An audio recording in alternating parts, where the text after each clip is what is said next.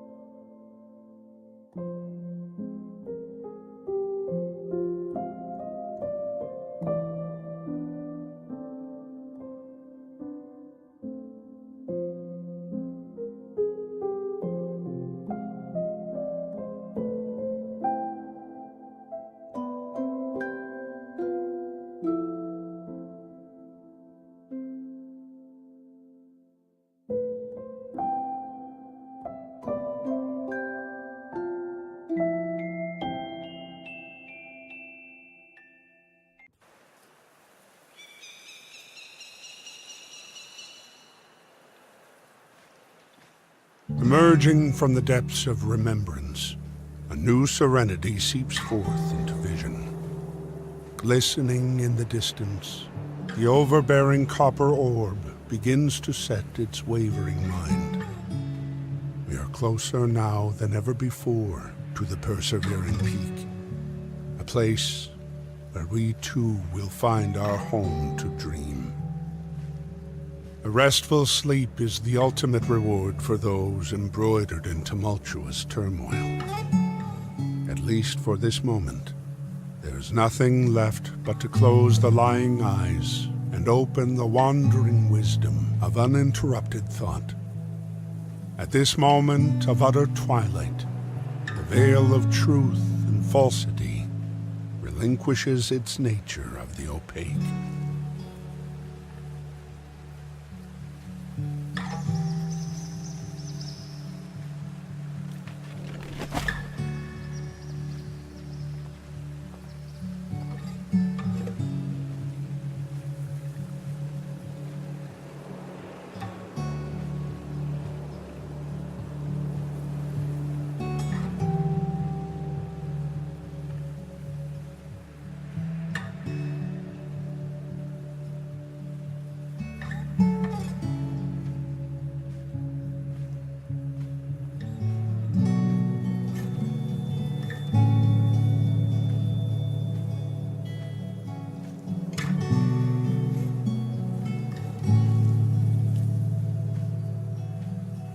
In the not-so-distant geography, the source of the mountain's streams fulfills a vast pool of hopes and dreams. Lotus petal along the outskirts of the seams, dancing and pooling all together, making their leave one after another in an endless cavalcade of organic staccato. Memories of the truth contort into beautification of reality. To many, what once was is not life's faithful occurrence, due to whatever conventions of one's conviction. These trusted falsifications establish a history, both honest and maligned. But whichever of these creates the further benefit will stand the test of time. Can it be that actuality can be erased through the complexity of memory?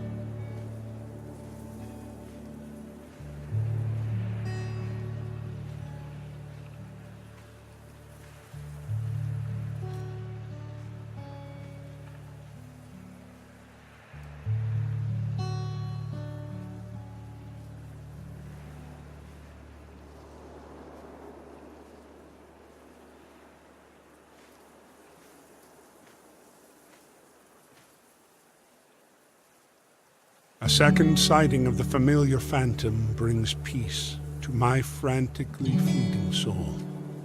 Drawing water from the acquiring aquifer is none other than the rehabilitating reason for this vigorous venture. Her beauty reflects perfectly in the hopeful spring. The lotus flowers tell tales of majesty all to her touch.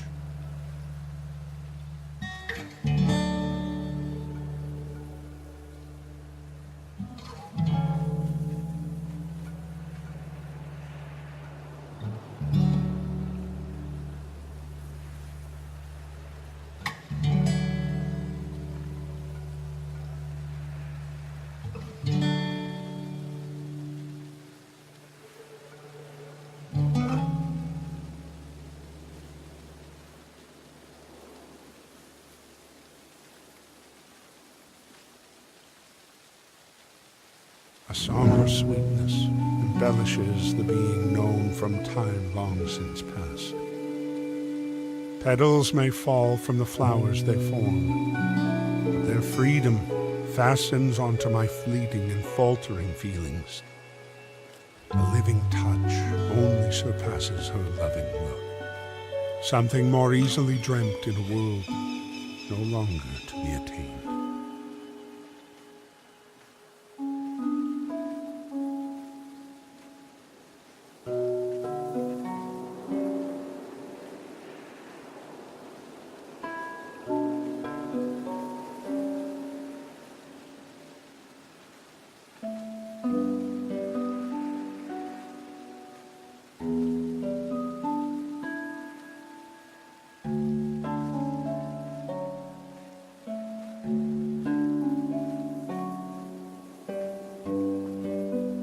The sun has only begun its arc into descendance.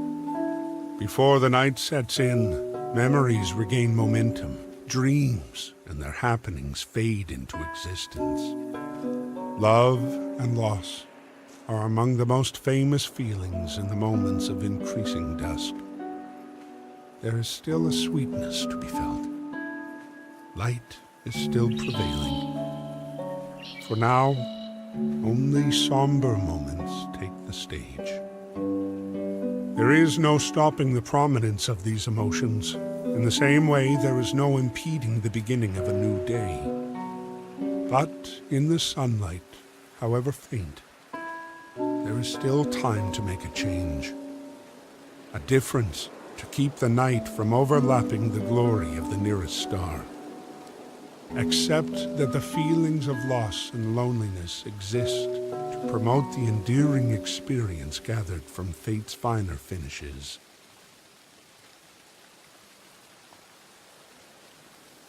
To lose something is to lose a piece of oneself.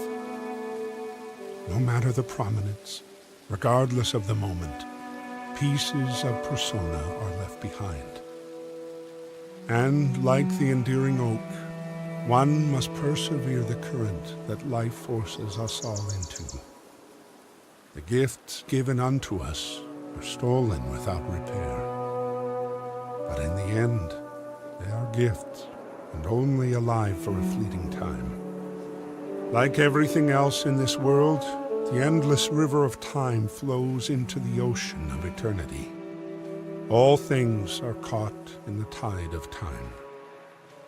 And it makes no difference. We alone are mere droplets, countless fragments. But together, we circulate humanity's cycle of joy, pain, gain, and loss. What a journey this has been. To venture here to reach the highest peak at the end of the world. There is a softness to the ground here unfelt in neither the wood or the stone. The greenery that grows here is different near the lake. Everything upon this hill glows with such a sheen unseen by those unwilling or unable to take upon this quest of internal ascension. The fading light shimmers on the landscape as the sun glistens on the undersea wonders of this world. wavering in and out with the wind and the leaves. Breathing is heavy at first, before the night's ocean overtakes one's vision and envelops the sky with something new. The day will soon be refreshed, but there is still much more to do before the dawn of the final day.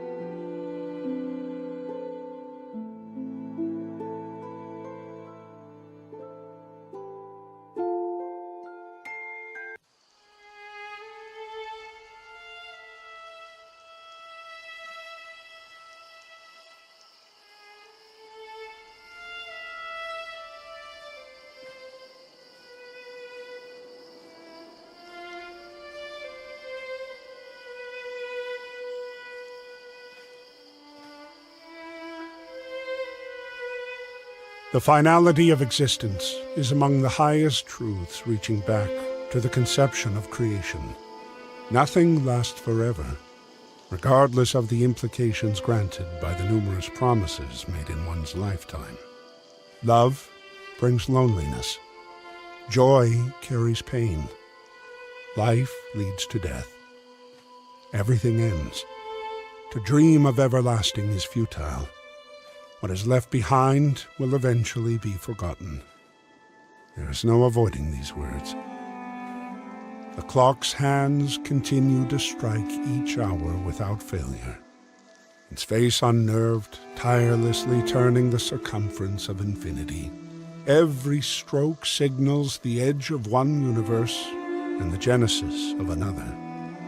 Will the gears that turn over time ever cease? What will happen then to this world?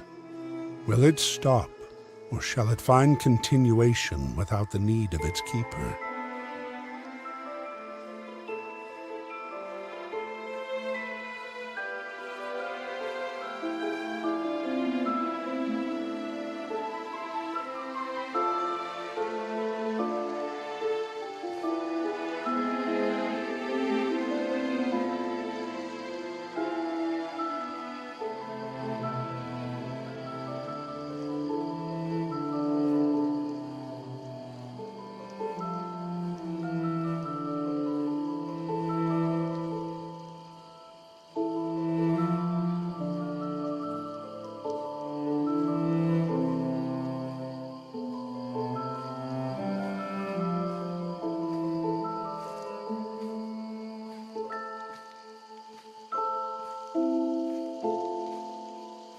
At this peak, above all created by man and its superior, feelings of forfeiture force deeper than any wounded heart can bear.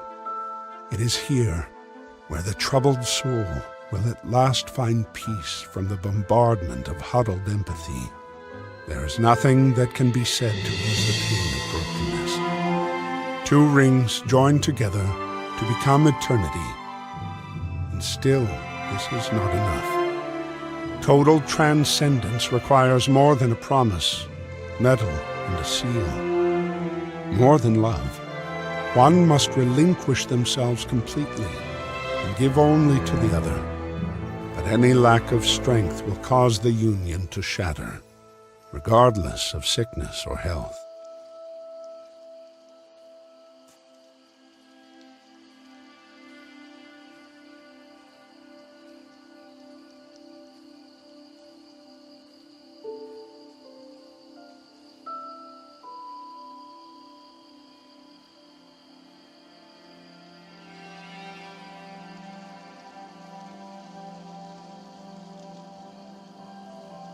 Maybe I was wrong to believe that there was nothing else waiting on the other side of the veil. Perhaps my sight became riddled with self-doubt and the fear of beginning again. I could never forget. To forget her would be a crime with no just punishment, not even after death. Surely there is nothing more foul to have forsaken an ideal so pure. The hollowed words of matrimony do mention the inevitability of separation. But regardless of my words of the past, my speaking during this journey, I never gave up hope. The hope to see her again someday. As I traveled the vacant Gaia, I searched to hear her voice, seeking the answer to why. Why did we not deserve the jubilations we dreamed during our youth?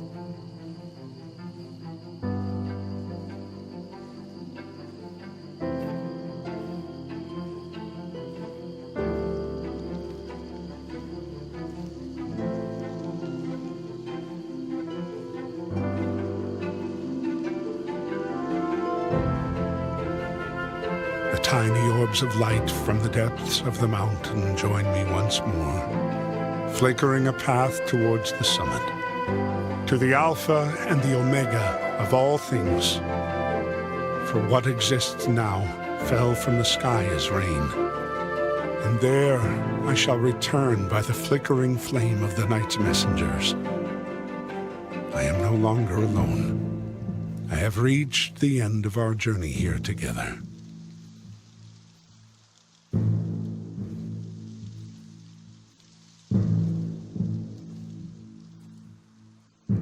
But wait. What is this at the top of the mountain? This familiar form that has been forever etched into my mind. The roaring winds and the rising torches make evident it is she, the one whom I have been seeking. The only reason I have left to continue onward. Has she been waiting here for me?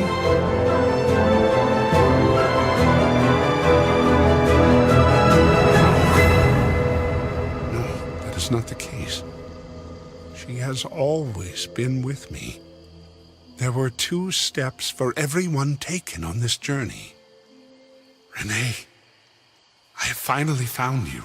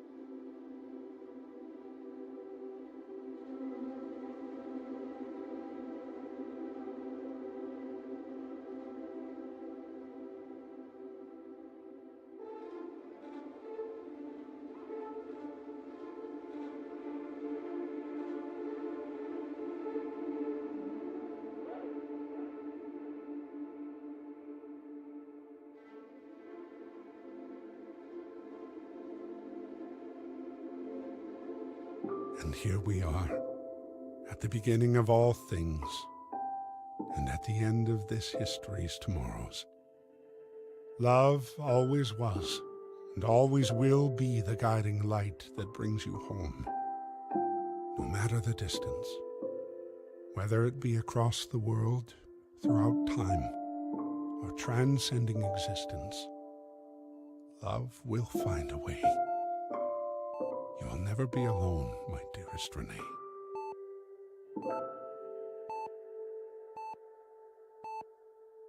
I wish I could leave you with more solace than this, but know that what we have will never truly end. No matter how dark the world may seem, no matter the paths your life takes you, even if you find another, know that this will be all right. I want you to be happy forever. You have given me more than I could ever ask for, my darling. A life filled with joyous perfection. Know this for now and for always. I will always love you.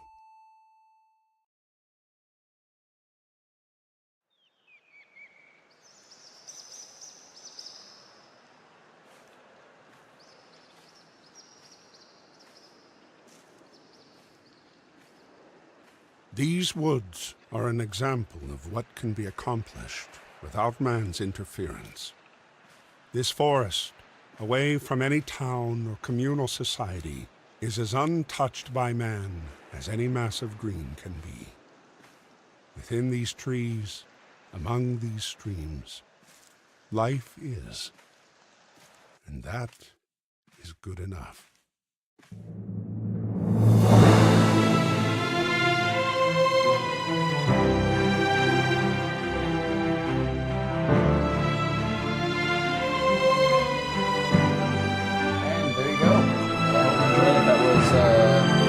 Petals. I'm not sure what we're going to play next time, but see you guys again soon.